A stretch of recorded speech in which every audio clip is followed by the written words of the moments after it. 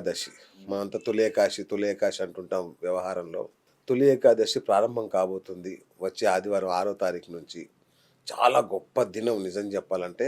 మన హిందువుల పండగలన్నీ ప్రారంభమయ్యే రోజు. చాతుర్మాస దీక్ష ప్రారంభమవుతుంది. దక్షిణాయనం ప్రారంభమవుతుంది. అటు విష్ణువు యోగ నిద్రలోకి వెళ్ళే రోజు అంటారు. చాలా చాలా విశిష్టతలు చెప్తారు. అసలు ఏంటి ఈ తొలి ఏకాదశి? ఓం శ్రీ గురుభ్యో నమః. హరి ఓం. శ్రీ మహాగణాధిపతయే నమః.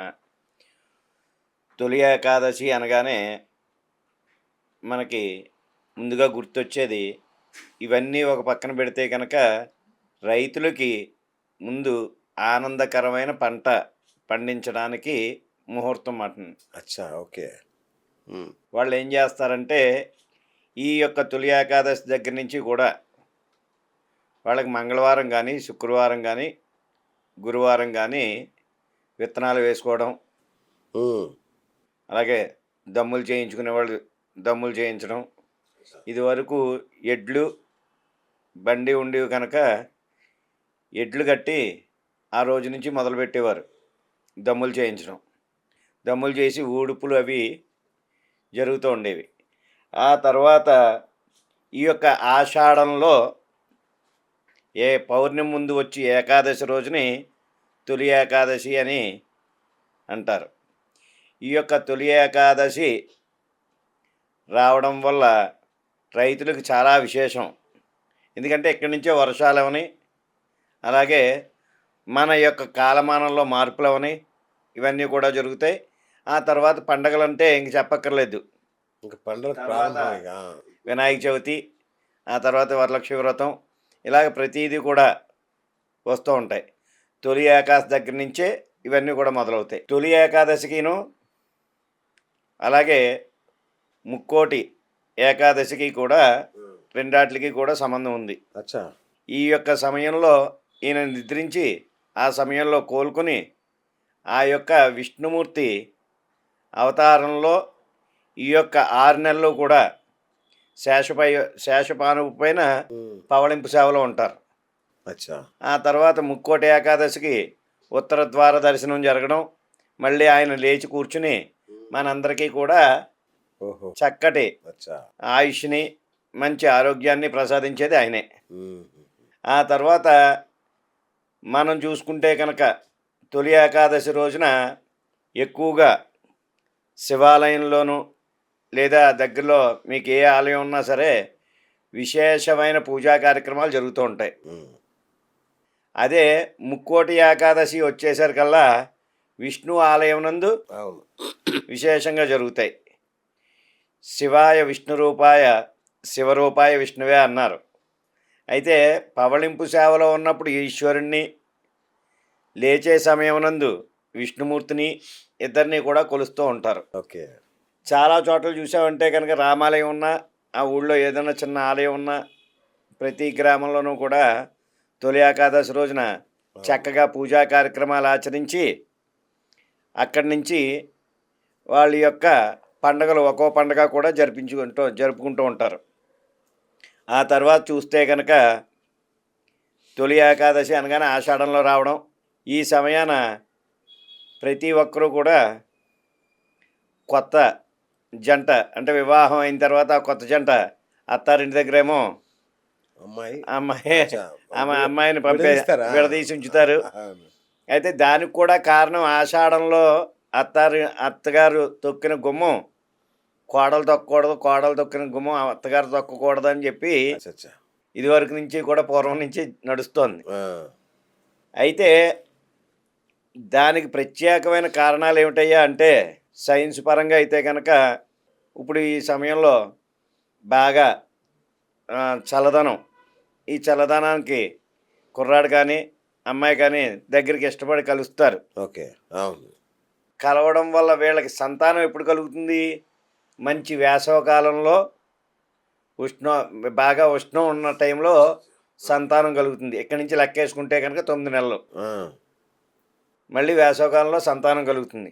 ఆ సంతానం కలిగే సంతానానికి చర్మ వ్యాధులు కానీ, అంటువ్యాధులు కానీ, ఈ వేడి తట్టుకోలేక ఆ కుమారుడు చనిపోతాడనో, ఇలాగ ఈ విధంగా సైన్స్ పరంగా ఈ యొక్క ఆషాఢం నందు వాళ్ళిద్దరూ కలవకూడదని చెప్పి ఆషాఢ మాసంలో కరెక్ట్గా మనకి చిత్తకార్తికి అంటే మే నెలలో ఈ యొక్క సంతానం కలుగుతుంది. ఉమ్, ఆ చిత్తకార్తి సమయంలో చాలా తీవ్ర ఎండస్తాపం ఎక్కువగా ఉండడం, అవును. ఇవన్నీ జరగడం వల్ల పిల్లలు చాలా ఇబ్బంది పడిపోతారని చెప్పి, ఓకే. వేసవికి తట్టుకోలేరని చెప్పి ఈ విధంగా అచ్చా అచ్చా అచ్చా. మార్చారు. అయితే కొంతమందికి అంటే ఇక్కడ మామూలుగా ఉన్న వాళ్ళకి చెప్పేది విషయం. అదే రైతుల దగ్గరికి వచ్చేసరికల్లా ఆ, దాన్ని ఏమంటారయ్యా అంటే కరెక్ట్గా ఆషాఢ మాసంలో ఈ తొలి ఏకాదశి రోజుని మనం పంటలు పంటలు అవి. మొదలు పెడతాం. మొదలు పెడితే ఈ సమయంలో మొదలుపెట్టే సమయానికి వీళ్ళందరూ కూడా ఏం చేస్తారు అంటే నిజంగా పెళ్ళి అయితే కనుక అత్తారింటికి వెళ్ళి కూర్చుంటాడు. ఇక్కడ కొడుకు ఇక్కడ విత్తనాలు వేయడం మానేసి అక్కడ విత్తనాలు వేయడం మొదలెడుతూ ఉంటాడని ఆ, ఆ, అని వద్దయ్యా బాబు, ఆషాఢ మాసంలో నువ్వు నీ ఇంట్లోనే ఉండాలి, అమ్మాయి అమ్మాయి ఇంట్లోనే ఉండాలని చెప్పి కరెక్ట్. ఆ, ఆ విధంగా ఆ సామెత తీసుకొచ్చారు. ఓకే. తీసుకొచ్చిన తర్వాత అప్పటి నుంచి కూడా ఇప్పటి వరకు కూడా ప్రతి చోట కూడా కొత్తగా నూతన వధూవరులు ఎవరైతే ఉన్నారో ఆ, ఈ అమ్మాయి ఇంటి దగ్గర నుంచి అబ్బాయి ఇంటికి సారి పంపుతారు. ఓకే. ఈ సమయంలో చాలా చోట్ల జరుగుతాయి. ఏమిటయ్యా అంటే కజ్జికాయలు, ఉమ్, స్వీటు లేదా పేలాలతో తయారు చేసినవి.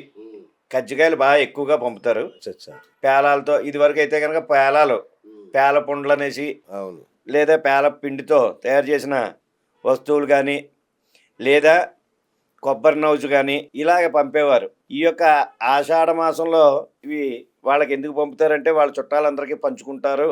ఉమ్, అది తినడం వల్ల మనకి సైన్స్ ప్రకారం అయితే కనుక అనారోగ్య సమస్యలు బాగా ఎక్కువగా వస్తాయి. అంటే మొన్నటి దాకా కూడా ఎండలో ఉండి అవును. ఒకేసారి మనం వర్షంలోకి చల్లదనానికి వచ్చేసరికల్లా నరాల మీద, ఎముకల మీద, అలాగే శరీరం మీద ఓకే. బాగా ఎక్కువగా తేమ పెరగడం ఇవన్నీ కూడా జరిగి కొంచెం ఇబ్బంది పడుతూ ఉంటారు. అంటు రోగాలు అనేవి బాగా ప్రబలం అవుతూ ఉంటాయి. దానివల్ల వాళ్ళు పేలాలతో తయారు చేసింది, పేలపిండితో తయారు చేసింది, అలాగే కజ్జికాయలతో తయారు చేసింది. కజ్జికాయలు అనేసరికల్లా మీకు దాంట్లో కొబ్బరి నూజు పెడతారు. అవును. అలాగే కొబ్బరి నూజు ఉండలు ఇవి పంపుతూ ఉంటారన్నమాట. ఓకే. పంపి మీ వాళ్ళందరికీ పంచిపెట్టండి అని.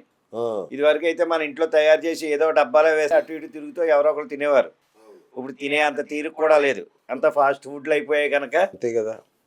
ఆ విధంగా పంచిపెట్టేవారు. వాళ్ళకి పంచిపెట్టడం వల్ల, వాళ్ళ సేవించడం వల్ల ఆరోగ్యానికి ఏ హానికరం లేకుండా జీవిస్తూ ఉండేవారు. ఇప్పుడంటే చూస్తే కనుక ప్రతి ఒక్కరికి కూడా ఈ వెధవ తిళ్ళు, మందులు వేసేసిన తిళ్ళన్నీ తినేయడం వల్ల అవును. ఆరోగ్య పరిస్థితులు ఏ సమయంలో ఎవరు ఎలా ఉంటున్నారో కూడా తెలియట్లేదు. అవును. అది అయితే కనుక తొలి ఏకాదశి రోజున ఏకాహాలు చేస్తూ ఉంటారు. సప్తాహాలు, ఏకాహాలు, భజన కార్యక్రమాలు కూడా చేస్తూ ఉంటారు చాలా గుళ్ళల్లో. అవునా. ఓకే. విశేషంగా చేస్తారన్నమాట. ఈ యొక్క భజన చేయడం వల్ల ఆ యొక్క దగ్గరలో ఉన్న గ్రామాలు ఎవరైతే ఆ యొక్క సమయంలో ఆ నామ సంకీర్తన వింటారో వాళ్ళందరికీ కూడా విశేషమైన ఆయుష్ పెరుగుతుంది. మనం అనుకుంటాం శివ శివ శివ శివ అని ఒక 10 సార్లు అనేసరికల్లా మన ఒంట్లోనే వేడి పుడుతుంది మీకు ఉమ్, ఉమ్, ధ్యానం చేసే సమయంలో కూడాను. అవును. అలాగే ఈ భజన చేసే సమయంలో ఎవరైతే ఆలకిస్తారో అలాగే భజన చేసేవాళ్ళు కానీ ఒంట్లో వేడి పుడుతుంది మటన్ని. అందుకు తొలి ఏకాదశి రోజున కంపల్సరీ ప్రతి దేవాలయాల్లోనూ కూడా భజన కార్యక్రమాలు, ఏకాహం భజన కార్యక్రమాలు జరుగుతూ ఉంటాయి, సప్తాహాలు జరుగుతూ ఉంటాయి. ఇలా చేస్తూ ఉంటారు. అయితే ఎక్కువగా మనం ఇప్పుడు సిటీలో అనేసరికల్లా ఆ రోజున వెళ్తున్నాం, దండం పెట్టుకుంటున్నాం, వచ్చేస్తున్నాం. పల్లెటూరులోకి వచ్చేసరికల్లా ఆ రోజంతా కూడా విశేషంగా ఏకాదశి రోజున, తొలి ఏకాదశి రోజున ప్రతి ఒక్కరూ కూడా ఆలయంలో దర్శనం చేసుకుని ఎక్కువగా స్వామిని అక్కడే ఉండి ఆ యొక్క ఏకాహాలు కానీ సప్తాహాలు కానీ ఏమైనా జరుగుతూ ఉంటే వాటికి సహాయ సహకారాలు అందిస్తూ చేస్తూ ఉంటారు. అలాగా తొలి ఏకాదశి రోజున మనం ప్రతి ఒక్కరూ కూడా చేయవలసిన పని ఏమిటయ్యా అంటే మనం వెళ్ళి దేవాలయంలో మీకు దగ్గరలో ఏ దేవాలయం ఉంటే ఆ దేవాలయంలో సందర్శించి ఆ స్వామిని మనస్ఫూర్తిగా మనం అనుకున్న కోరికలన్నీ కూడా నెరవేరేటట్లుగా చూడమని మనం ఆ స్వామిని తొలి ఏకాదశి రోజు నుంచి మనం పూజా కార్యక్రమాలు మొదలు పెడతాం కనుక విశేషంగా ఆ పూజలన్నీ కూడా అందుకుని మాకు ఇక్కడి నుంచి మాకు మంచి మార్గాన్ని ప్రసాదించవయ్యా అని చెప్పి కోరడాన్నే తొలి ఏకాదశి అంటారు.